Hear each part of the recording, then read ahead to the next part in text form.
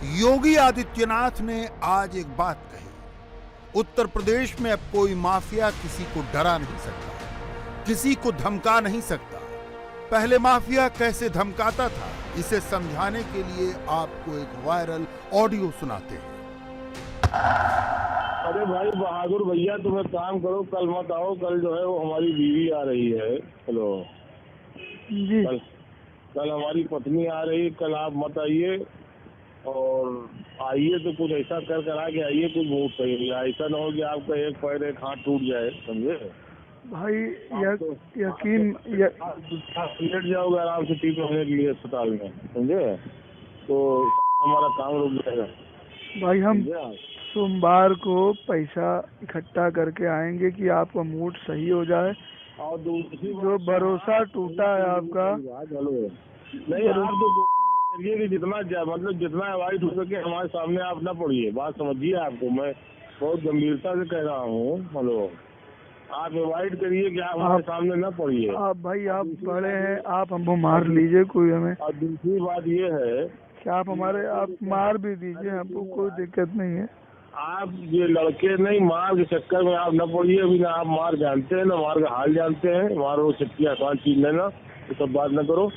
गुस्सा आप शांत कर लीजिए हमारे ऊपर, हम पैसा लगे हैं। हम तुम्हारी अम्मा अब्बा खून को पिटा डालेंगे, बड़ी नंगाई कर देंगे, तो हम इन चक्कर में कहाँ हो। बात समझे? सुनो हम क्या कह रहे हैं। हम ये कह रहे हैं कि जो लड़के कह रहे हैं वो काम आप करिए। हम इतनी जवान आपको दे रहे हैं कि मूड हमारा सही हो गया तो हम आपको फिर से आपको वही इज्जत दिला देंगे, वही सम्मान दिला देंगे। लेकिन फिलहाल लड़के जो कह रहे हैं उनकी कोई बात आप काटिए मत। इस वायरल ऑडियो में जो शख्स पैसे जुगाड़ करके अतीक को देने की बात कर रहा है, ये वही बिल्डर मोहित जायसवाल है, जिसे अतीक अहमद ने अगवा करा के देवरिया जेल बुलाया था और जेल में ही उसकी पिटाई कराई थी। मोहित जायसवाल अपहरण केस में ही अतीक का बेटा उमर जेल में बंद है। अतीक की माफियागिरी ऐसी थी कि लोग मानकर चलते थे कि अतीक है तो धमकी आएगी। अतीक ने अगर गुलाबी पर्ची भेजी तो 3 लाख रुपए जमा करने ही पड़ेंगे। अतीक के यहां से अगर सफेद पर्ची आई तो 5 लाख रुपए देने ही पड़ेंगे। अतीक किसी जेल में होता तो जेलर भी मानकर चलता कि इसके सामने कुछ नहीं कर सकते। अतीक था तो पुलिस भी डरती थी कि एक्शन लेने से पहले पूछना पड़ेगा। अतीक से ज्यादा ट्रेचरस अशरफ था। अतीक तो एक बार को गाली गलौज बेहद बहुत बुरी तरह से भयंकर गाली करता था, उसमें गाली में ही लोग घबरा जाते थे, लेकिन अशरफ तुरंत गोली मारता था। तो दोनों का ही आतंक था। 100 से ज़्यादा 101 मुकदमे अतीक अहमद पे दर्ज हैं, अशरफ पे 50 से ज़्यादा मुकदमे दर्ज हैं, लेकिन सज़ा जो है 44 साल बाद पहली सज़ा होती है, किसी मामले में सज़ा नहीं होती। इसकी क्या वजह थी? इसकी वजह यह थी कि इसके फाइल चार्जशीट कोर्ट भेजी जाती थी। कोर्ट में जो अहलमद होते हैं वहाँ पे फाइलें दब जाती थी, कभी ट्रायल स्टेज पे आई नहीं। अब इसका जो भी मैनेजमेंट वहाँ था उसकी वजह से कोई ट्रायल हुआ ही नहीं।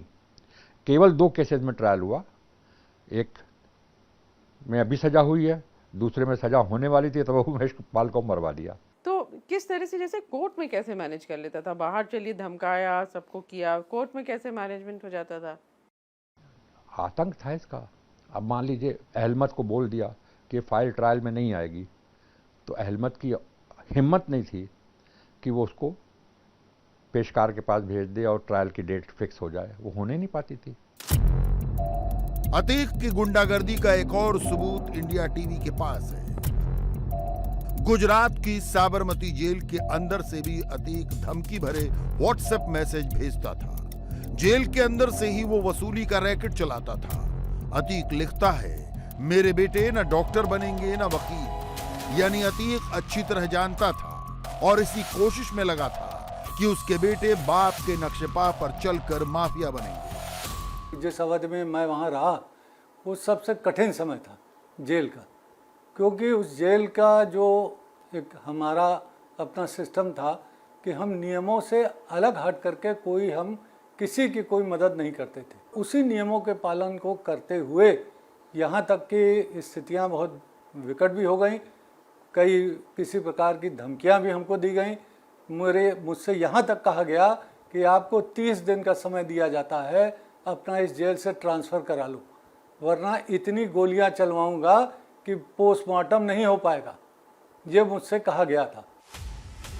अतीक खत्म हो गया, उसका भाई अशरफ भी शूटआउट में मारा गया। लेकिन क्या अतीक का गैंग खत्म हो गया? नहीं, अतीक का गैंग अभी एक्टिव है। अतीक का शूटर, अतीक का बमबाज गुड्डू मुस्लिम अभी फरार है। पुलिस को अतीक की बीवी शाइस्ता परवीन की भी तलाश है। उमेश पाल की हत्या में शामिल अतीक के 2 और शूटर अरमान और साबिर के ऊपर 5-5 लाख का इनाम है। ये दोनों भी अभी पकड़ में नहीं आए हैं। तो अगला नंबर किसका? योगी की स्पेशल फोर्स का नया टास्क क्या है? अतीक अहमद का गैंग कहां असेंबल हो रहा है? गुड्डू मुस्लिम एसटीएफ के लिए कितना बड़ा सिरदर्द है? ये सब समझने के लिए इंडिया टीवी की लखनऊ ब्यूरो चीफ रुचि कुमार ने यूपी एसटीएफ के चीफ एडीजी अमिताभ यश से बात की। गुड्डू मुस्लिम एक कॉन्ट्रैक्ट किलर है। वर्ष 99 में इसको गोरखपुर पुलिस ने इंटरसेप्ट किया था और उस समय ये नारकोटिक्स के साथ पकड़ा गया था। उस केस में इसे 10 साल की सजा हुई थी, लेकिन हाई कोर्ट से इसकी जमानत अतीक ने अपने लॉयर्स के माध्यम से करवा लिया था और तब से यह व्यक्ति अतीक के साथ एक लॉयल सर्वेंट की तरह या एक शूटर की तरह उसके गैंग में शामिल हो गया।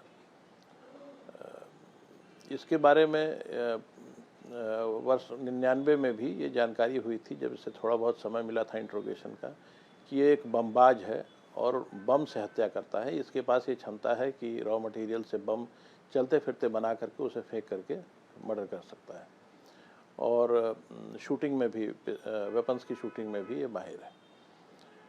इस कारण से ये इंडिपेंडेंटली क्राइम करने में सक्षम है और इसीलिए